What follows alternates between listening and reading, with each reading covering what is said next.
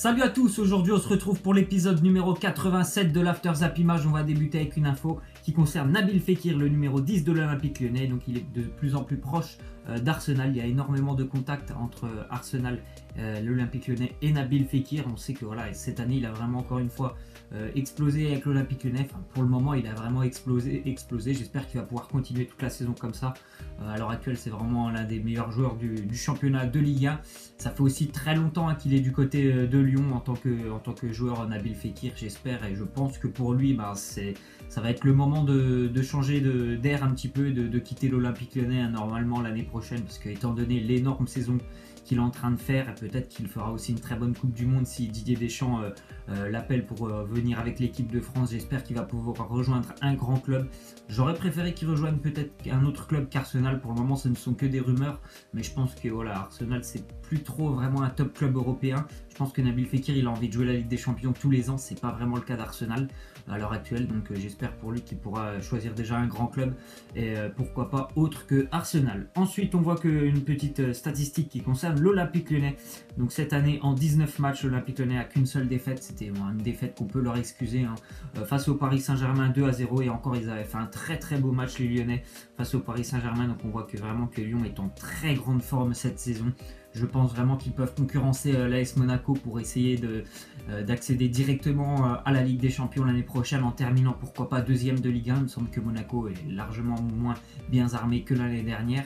Par contre, Lyon est beaucoup mieux armé que l'année dernière, donc je pense que Lyon est vraiment capable d'aller chercher cette deuxième place cette année. Ce serait vraiment mérité, parce qu'à l'heure actuelle, ils sont vraiment étincelants, surtout sur le plan offensif, et défensivement aussi, ils ont réglé pas mal de problèmes qu'ils avaient l'année dernière. Ensuite, on voit le nouveau maillot, enfin le troisième maillot que portera l'Olympique Lyonnais ce soir. Il me semble que Lyon reçoit Lille ce soir, un match important pour le LOSC. Donc vous voyez le maillot gris avec dégradé un petit peu noir, les manches sont noires, maillot porté par Houssem Aouar, le jeune joueur lyonnais. Ensuite, on voit une déclaration de Rudy Garcia, l'entraîneur de l'Olympique de Marseille. Il nous dit: j'ai repositionné Bounassar latéral droit et Boubacar Kamara au milieu de terrain. C'est plus leur poste que celui qu'ils occupaient avant, mais Bouna est un excellent latéral droit. Donc c'est vrai qu'actuellement Bounassar est surtout utilisé en tant que latéral droit. Moi je l'avais vu que très rarement utilisé à ce poste là, mais pour le moment ça réussit pas trop mal à l'Olympique de Marseille, qui fait quand même toujours de bons résultats, surtout à domicile. Ils sont quand même assez intéressants à domicile, il y a presque que des victoires il me semble.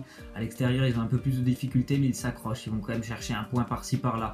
En Europa League ils ont aussi un petit peu de difficultés, mais ils s'accrochent toujours au moins jusqu'à la fin des matchs, aller chercher un point dans les dernières minutes.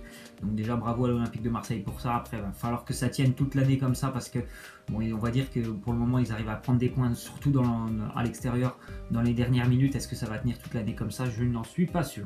Ensuite on voit d'ailleurs que Bounassar, il apprécie énormément la chicha. Vous voyez sur cette petite image qu'il est dans un bar à chicha, voilà. Donc j'espère pour lui que ça va pas trop le gêner sur le terrain, parce que ça peut gêner bien sûr si tu es un grand fumeur, ça peut te gêner pour tes performances sportives et physiques sur le terrain. Ensuite on voit les joueurs qui ont réussi le plus de dribbles depuis le début de la saison en Europe. Donc bien évidemment le premier et le deuxième, on s'y attendait, c'est Lionel Messi et Neymar. En troisième position et en quatrième on trouve deux Français, Florian Thauvin et Nabil Fekir, un très bon dribbleur ces deux joueurs. Cinquième on trouve Papou Gomez, en sixième Malcolm. Ce qui est intéressant c'est quand même aussi de voir qu'il y a quand même 4 joueurs qui évoluent en Ligue 1. Donc voilà, Ligue 1 qui résume un petit peu ce tableau avec des joueurs assez techniques. Ensuite on voit qu'une banque qui est inquiète par rapport à la solidité financière du projet lillois, cette banque elle souhaiterait tout simplement mettre un terme à sa collaboration avec le club. Je ne peux pas citer le nom de la banque, d'ailleurs je ne le connais pas, mais voilà, il se passe pas mal de choses assez inquiétantes du côté de Lille. Il me semble qu'il y a 2 semaines ils avaient repoussé leur passage devant la direction nationale du football français par rapport on doit présenter tous les ans un budget. Il me semble qu'ils avaient repoussé parce que voilà, ils n'avaient pas le budget tout simplement, les dirigeants lillois. Donc il se passe des choses assez bizarres sur le terrain déjà à Lille, et en plus de ça en dehors il y a des problèmes un petit peu il me semble financiers. Ensuite on voit que Franck Passy il nous fait une petite déclaration. Il nous dit: si Lille cherchait un entraîneur, pour l'instant ce n'est pas encore le cas, je serais intéressé. Oui, moi ça me semble assez bizarre que Franck Passy puisse revenir du côté de Lille. Il me semble, si je ne me trompe pas, que c'était lui qui était présent avant que Marcelo Bielsa arrive. Alors bon, ce serait vraiment étonnant quand même, encore une fois, de voir Lille faire ça, quoi, ce choix-là de Franck Passy, parce que bon, je pense que voilà, ils avaient prévu Marcelo Bielsa, ils avaient prévu d'évoluer un petit peu. Ça serait vraiment un retour en arrière si Franck Passy revenait pour prendre l'équipe lilloise. Ensuite, on voit que selon Bild, un quotidien allemand, Schalke voudrait prolonger Leon Goretzka, qui est en fin de contrat au mois de juin prochain, avec un nouveau salaire de 12 millions par an. C'est un très jeune joueur, hein, Leon Goretzka, mais vraiment super intéressant. Il est d'ailleurs de nombreuses fois sélectionné avec la sélection allemande. Très très bon joueur au milieu de terrain, c'est un super joueur. Et à mon avis, le Bayern Munich, ils vont pas tarder de proposer quelque chose à Leon Goretzka. Eux qui aiment vraiment prendre un petit peu tous les joueurs qu'il y a en Allemagne, tous les jeunes joueurs, que ce soit, il y en a beaucoup l'année dernière à Hoffenheim. Et ça les intéresse aussi beaucoup, Schalke, le Borussia Dortmund. Alors à mon avis, s'il y a une prolongation, le Bayern ne sera pas trop loin aussi de le proposer quelque chose. Ensuite, on voit une déclaration de Ivan Rakitic. Il nous dit: Neymar me manque non seulement sur le terrain, mais aussi dans les vestiaires. Donc bon, peut-être déjà qu'il lui manque, ça c'est normal. C'est quelqu'un qui est très apprécié, hein, Neymar, par tous les joueurs par les joueurs où il est passé, tous les clubs où il est passé. C'est quelqu'un de très très humain, très apprécié. Après, bon, je pense qu'il ne manque pas énormément au Barça, et vu le début de saison qu'ils ont fait. C'est vraiment super ce qu'ils font le Barça, même sans Neymar. Ils ont trouvé vraiment un équilibre, comme l'avait dit, il me semble, Lionel Messi un peu plus tôt cette semaine. Défensivement, ça marche très très bien, et offensivement aussi. Ils arrivent vraiment à avoir un très très beau jeu de transition. Donc bravo au Barça. Je pensais qu'ils allaient vivre une période assez compliquée avec ce départ de Neymar, mais pas du tout. Ensuite, on voit la petite déclaration de Luis Suarez lors du match ce week-end entre Valence et le Barça, qui s'est terminé sur un match nul 1 partout. Luis Suarez, il a insulté l'arbitre assistant de ce match, qui était visiblement de petite taille. Il lui a dit nain de merde, tout simplement parce que voilà, je pense que vous avez vu les images. Lionel Messi, il a marqué un but qui était rentré, je sais pas, de 10 ou 15 cm. Le but n'a pas été validé, donc c'est vrai que c'est pas réjouissant tout ça pour le Barça, parce qu'il me semble que le samedi, lors du match du Real Madrid, Malaga aurait dû marquer, il me semble, avant la mi-temps sur un coup franc. L'arbitre a sifflé, donc on voit que le Real a récupéré 2 points sur le Barça à cause des erreurs d'arbitrage ce week-end. Ensuite, on voit une déclaration de l'agent de Gareth Bale. Il nous dit qu'il veut jouer au Real Madrid jusqu'à la fin de sa carrière. Bien sûr, ça le blesse quand il n'a pas le soutien nécessaire de la part des gens, mais contrairement à d'autres joueurs qui ne sont peut-être pas aussi bon que lui. Donc c'est vrai, voilà, Gareth Bale, on sait tous que il n'y a pas grand monde qui le soutient. Bien sûr, Zidane, il y a beaucoup de ses coéquipiers le soutiennent, mais en Espagne, les supporters, il n'y en a pas énormément qui le soutiennent, tout simplement parce qu'il est trop souvent blessé, Gareth Bale, et c'est difficile pour le Real Madrid de le soutenir parce que voilà, il est trop blessé. Il y a des joueurs qui commencent vraiment à prendre leur place sur le terrain, et à chaque fois il doit essayer de se réinstaller dans le groupe du Real Madrid, Gareth Bale, donc c'est assez compliqué pour lui. Et voilà, mais malgré tout ça, il a quand même envie de rester du côté de Madrid. Ensuite, on voit une déclaration de Javier Tebas. Il nous dit: ce qui s'est passé avec le Paris Saint-Germain et Neymar, c'est de la concurrence déloyale. C'est un club soutenu par un État.